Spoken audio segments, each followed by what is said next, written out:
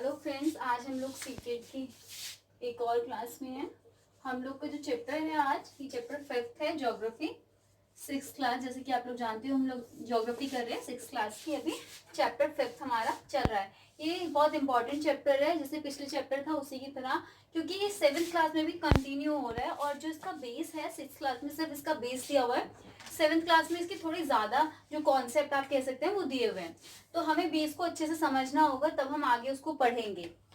अभी आप सिर्फ उतना ही पढ़ना जितना मैं पढ़ाऊंगी या जितना 6th क्लास की एनसीईआरटी में दिया हुआ है। ठीक है, तो हम कंटिन्यू करते हैं कि चैप्टर का नाम है पृथ्वी के प्रमुख परिमंडल। पृथ्वी, पृथ्वी क्या है? बार बार इसका नाम आ रहा है, इससे क्वेश्चन उठाया जाता है कई बार। पृथ्वी क्या है? पृथ्वी एक, मैं आपको हर बार बताती हूँ, पृथ्वी एक ग्रह है, एक प्लैनेट है। ठीक है, जो अपनी जो एनर्जी है वो किससे लेती है? सन से लेती है। तो पृथ्वी क्या है? एक ग्रह है। मैंने आपको बताया था कि पृथ्वी पर रहना आसान है। पृथ्वी पर रहना क्यों आसान है? क्योंकि यहाँ पे हमें क्या क्या मिल जाता है? हवा, पानी, है ना, और भूमि। एक समतल भूमि है जिसपे हम रहते हैं, इसलिए यहाँ पे रहना क्या है? आसान है। यहाँ पे जीवन संभव है बाकी प्लैनेट्स को देख के। ठीक है, जो पृथ्वी है वहां पे जीवन बहुत आरामदायक बीत जाता है। तो अब हम समझेंगे जो पृथ्वी है उसमें 3 भाग है। पृथ्वी के 3 घटक हैं, प्रमुख 3 घटक हैं। वो मैं आपको बताती हूँ वो कौन से 3 प्रमुख घटक हैं पृथ्वी के घटक। आप लोग प्लीज, जैसे मैं चार्ट के हिसाब से पढ़ाती हूँ वैसे ही थोड़ा पढ़ा करें, और जो नोट्स बनाएंगे उन्हें चार्ट से ही बनाया कीजिए, जिससे आपको लंबे टाइम तक याद रहे। ठीक है, क्योंकि जब हम पेपर में होते हैं तो हमें ज्यादातर पिक्चर दिमाग में आती है कंटेंट के अलावा। तो हम क्या करेंगे, सबसे पहले 3 घटक हैं, 3 चीजें हैं जो पृथ्वी पर मिलती हैं और एक दूसरे पर निर्भर रहती हैं। ठीक है, वो कौन कौन सी है? पहली है भूमंडल। कौन सा? भूमंडल। दूसरा है वायुमंडल। ठीक है, और फिर है जलमंडल। ठीक है, तो ये 3 हमारे होते हैं, भूमंडल, वायुमंडल और जलमंडल। ये 3 हमारे होते हैं। जो भूमंडल होता है वो एक हमारी ठोस सतह है। क्या है? ठोस सतह है जिस पर हम रहते हैं, जिसपे ये तीनों मिलते हैं और एक दूसरे पे निर्भर रहते हैं। वायुमंडल जो है, जो हमारी पृथ्वी है उसको चारों ओर से घेरना है। फिर पृथ्वी पे जो हवा है, जो ऑक्सीजन है, ऑक्सीजन, नाइट्रोजन और भी जो गैसें होती है जैसे कार्बन डाइऑक्साइड, है ना, ये जो गैसें हैं ये क्या करते हैं? वायुमंडल के अंदर आ जाती है। जलमंडल, जलमंडल में आपकी बर्फ, पर्वत, जो हिमालय टाइप जो जिन पे बर्फ जमी हुई है वो है, नदियां, ये सब किस में आता है? हमारा जलमंडल में आता है। अब जब हमें किसी जगह पे भूमि मिलेगी रहने के लिए, वायु मिलेगी जीने के लिए, सांस लेने के लिए, पेड़ पौधों को भी ऑक्सीजन की इसकी किसकी? वायु की जरूरत होती है, तो उन्हें भी मिलेगी। और जलमंडल भी है, पीने के लिए पानी भी है। आपने सुना होगा अगर जल नहीं है तो जीवन भी नहीं है, तो जल हमारे लिए बहुत जरूरी है।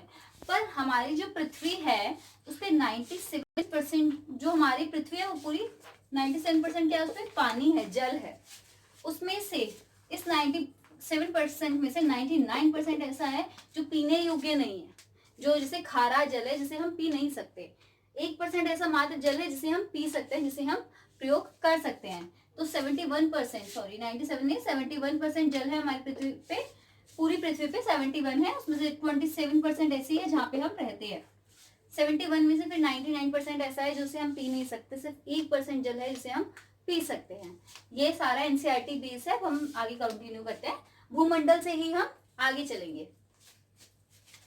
चलिए, तो 3 घटक आपने समझ लिए कौन कौन से हैं। अब भूमंडल को मैं आपको थोड़ा सा एक्सप्लेन करके बताती हूँ भूमंडल क्या है। इतना आपको समझ आ गया होगा, भूमंडल क्या है? एक ठोस सतह है। ठीक है, अब मैं आपको बताती हूँ इसके, मैं अपने नोट्स अगर हो सका तो आपको नीचे डिस्क्रिप्शन बॉक्स में जरूर प्रोवाइड कराऊंगी। मैंने एनसीईआरटी से कुछ इंपॉर्टेंट पॉइंट्स हैं जिनको नोट्स बना के लिखे हुए हैं। ठीक है, तो यहाँ पे भूमंडल है, ये है भूमंडल। भूमंडल क्या है? भूमंडल एक ठोस सतह है। क्या है? ठोस सतह है। एक ऐसा सरफेस है जिसपे हम खड़े हो सकते हैं, जिसपे हम रहते हैं। ठीक है, एक ठोस सतह है। जो भूमंडल है इस पे आधे हिस्से पे तो क्या है? सतह है। पृथ्वी के जो 2 मुख्य घटक इस पे मिलते हैं वो है, पहला महाद्वीप अब जमीन है, यहाँ पे ये पानी होता है ना जमीन पे, पानी ऊपर आसमान में तो नहीं होता, तो यहाँ पे क्या क्या क्या है, महाद्वीप और महासागरीय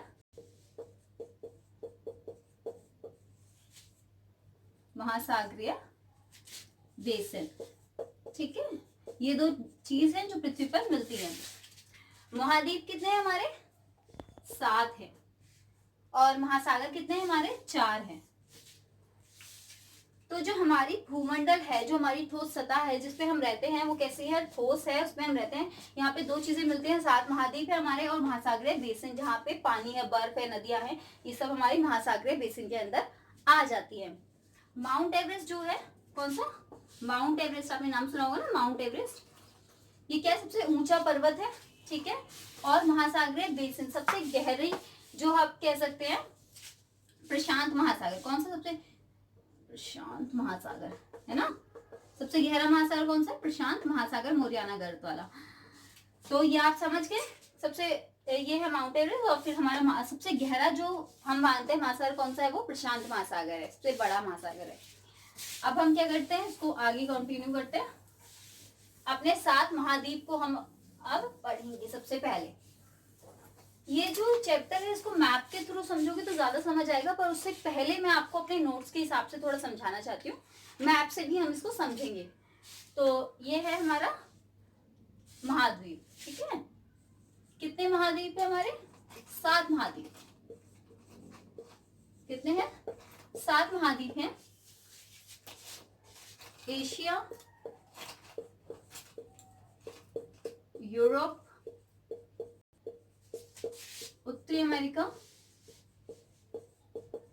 दक्षिण अमेरिका,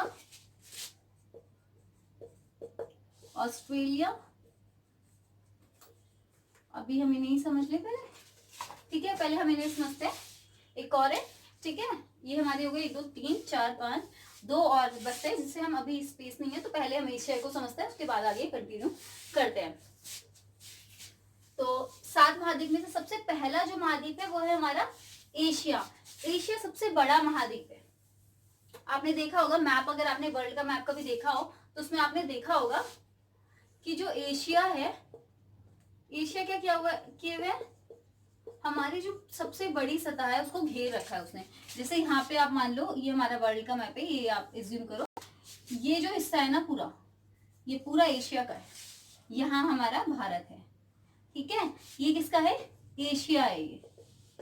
तो 1/3 पार्ट जो हम कह सकते हैं, 1/3 भाग किसने घेरा हुआ है, एशिया ने ही अकेले ने घेरा हुआ है। एशिया इतना बड़ा है कि यहाँ पे क्या है, सबसे 1/3 पार्ट जो है वो एशिया के अंदर आता है। एशिया जो महाद्वीप है वो सबसे बड़ा महाद्वीप तो है ही, इसके साथ यहाँ से ये जो लाइन दिख रही है, यहाँ पे आप यूरोप समझ लीजिए, यूरोप है। ठीक है, ये जो लाइन है इसे क्या कहते हैं, ये क्वेश्चन आ चुका है सीटेट में। ये लाइन है, जैसे मैं आपको बताती हूँ, अभी कुछ संधियां आती है सीटेट में, जैसे पनामा जल संधि, स्थल संधि, तो ऐसे ये भी एक लाइन है जिसका नाम मैं अभी आपको बताती हूँ। ये पहले अभी बता दीजिए, एशिया आपने देखा मैप में कितना बड़ा दिखता है, कितने पार्ट को घेरे हुए है वो, 1/3 पार्ट को वो घेरे हुए है। इसके बाद हम समझते हैं एशिया के बारे में। जो एशिया है हमारा, उसमें ये जो एशिया है, यहाँ पे मैं बताती हूँ आपको, ये 3 लाइन है। एक तो कर्क रेखा है, बीच में विषुवत व्रत है, और लास्ट में हमारी मकर रेखा है। मैंने आपको बताया था ये कौन सी है, विषुवत व्रत है, ये कर्क रेखा है, और ये मकर रेखा है। मैं भी आपको मैप से भी एक्सप्लेन करूंगी थोड़ा सा। ये जो एशिया, अब आप ये खुद देख सकते हैं कि जो हमारा एशिया है वो कौन सी लाइन से होके गुजर रहा है, कर्क रेखा से। तो ये कौन सी लाइन से होके गुजरता है एशिया हमारा, कर्क रेखा कौन सी इससे महाद्वीप से गुजरती है, एशिया से। कर्क रेखा एशिया से होकर गुजरती है, एशिया महाद्वीप से होकर गुजरती है।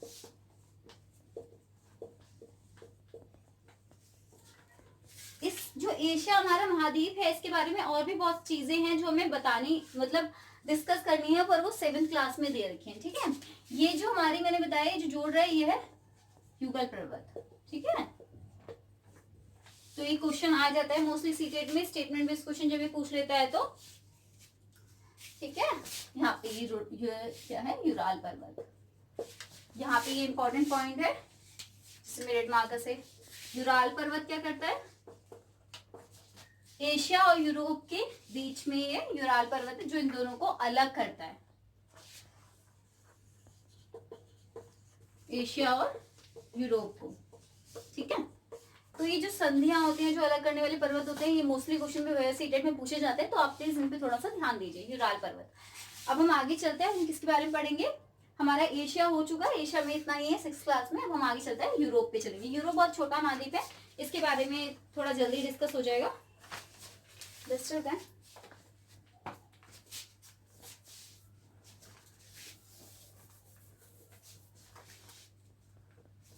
हमारा आता है यूरोप।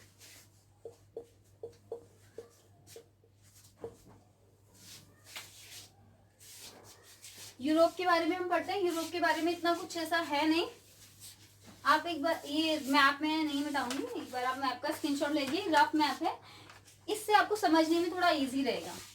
ठीक है, ये विषुवत वृत्त है, ये कर्क रेखा है। आप एक बार इसका मैप का थोड़ा सा, इसी मैप से हम समझेंगे, आप थोड़ा सा फोकस कीजिए, इसका स्क्रीनशॉट लीजिए एक बार।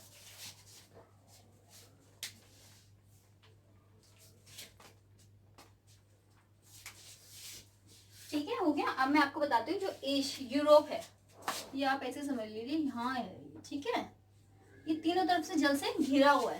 इसका सबसे पहला पॉइंट हो जाता है, तीनों तरफ से जल से घिरा है। अंटार्कटिक महाद्वीप महासागर जो है वो यहाँ पे है, वो इससे होकर गुजरता है। तो यहाँ पे महासागर, यहाँ पे भी जल है, यहाँ पे भी जल है, नीचे भी। तो ये तीन तरफ से जल से घिरा हुआ है। कौन कौन से तीन तरफ है इसके, 1, 1, 2 और 3। अभी मैं आपको बताऊंगी यहाँ पे कौन कौन से महासागर है। ठीक है, ये तीनों तरफ जल से घिरा हुआ है, और ये एशिया के पश्चिम में। आप एक चीज ये देखिए, ये क्या थी, हमारी दिशा उत्तर, दक्षिण, पूरब और ये पश्चिम। तो पश्चिम इस साइड आएगा, तो एशिया के पश्चिम में कौन सा महाद्वीप है, एशिया महाद्वीप है। एग्जैक्ट पश्चिम में, मतलब इससे बिल्कुल जुड़ा हुआ है, हमारा जो यूरोप है वो इससे बिल्कुल सटा हुआ है। इसके बाद हम अगले पे आते हैं, वो है हमारा अफ्रीका। ओश, ठीक है, इसके बाद हम किसके बारे में पढ़ते हैं, अफ्रीका के बारे में। हमारा 3rd महाद्वीप है अफ्रीका। अफ्रीका भी क्या है, ज्यादा छोटा महाद्वीप नहीं है, ये बड़ा महाद्वीप है। मैंने वर्ल्ड मैप जो आपके, ये जैसे हमारा वर्ल्ड मैप था, है ना, इधर ये हमारा एशिया था, ये हमारा यूरोप था। ठीक है, ये हमारा यूरोप है। इसके बाद यहाँ पे जैसे ये 3 लाइन है, कर्क रेखा, विषुवत वृत्त और ये हमारी मकर रेखा। तो यहाँ पे हमारा क्या है, ये क्या है हमारा अफ्रीका।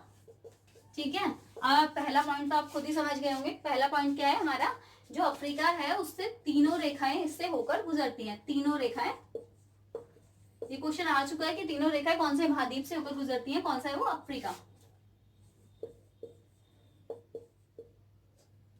तीनों रेखाएं इस महाद्वीप से होकर गुजरती हैं।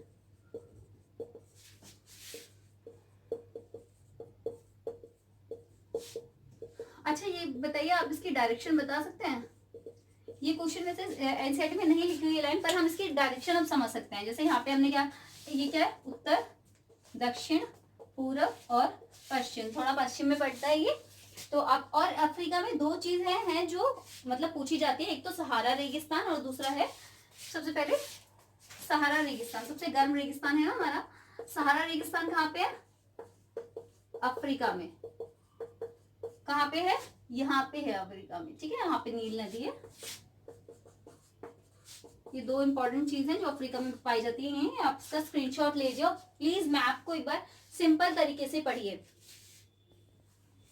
चलिए हो गया, आगे चलिए उत्तरी अमेरिका की साइड चलते हैं। उत्तरी अमेरिका में भी थोड़े दिया हुआ है, क्योंकि ये कौन सी 6th क्लास की ज्योग्राफी है, तो इतना इसमें है नहीं। उत्तरी अमेरिका,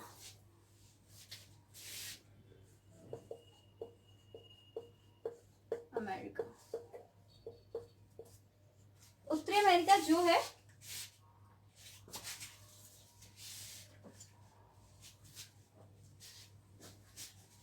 ये क्या पे हमारे दक्षिण में है। जैसे ये है पूरब है और ये पश्चिम में, दक्षिण में पड़ रहा है आपको, ये मैं आपको यहाँ पे दिखा देती हूँ। इस साइड हमारा क्या है, उत्तरी अमेरिका है, ठीक है। यहाँ पे आप थोड़ा सा, ये इस साइड क्या हमारा उत्तरी अमेरिका, इसके जस्ट नीचे हमारा दक्षिण अमेरिका पड़ जाता है। अब मैं आपको थोड़ा बड़ा कर लेते हैं। अभी ये आपके लाइन के नाम तो आपको पता ही होंगे। यहाँ पे कौन सी हमारी कर्क रेखा, यहाँ पे विषुवत व्रत, यहाँ पे मकर रेखा।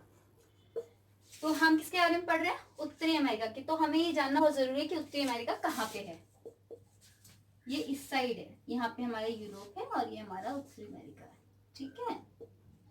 और जो इससे लाइन है यहाँ पे दक्षिण अमेरिका से मिल जाता है, ठीक है। उत्तर अमेरिका, दक्षिण अमेरिका। अब हम क्या कर रहे हैं, पहले हम उत्तरी अमेरिका के बारे में पढ़ रहे हैं कि उत्तरी अमेरिका कहाँ पे है और इसमें क्या क्या इंपॉर्टेंट चीजें हैं।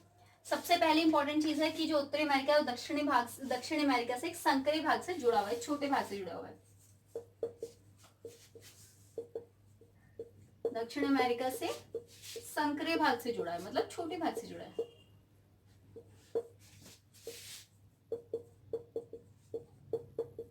ठीक है। उसके बाद सेकंड पॉइंट है, ये जो जहां से जुड़ा हुआ है, जैसे ये आप कह सकते हैं ये लाइन जो आपको दिख रही है ये है पनामा जल संधि, जिससे ये दोनों जुड़ रहे हैं। मैंने आपको पहले बताया ये क्वेश्चन बहुत आते हैं सीटेट में।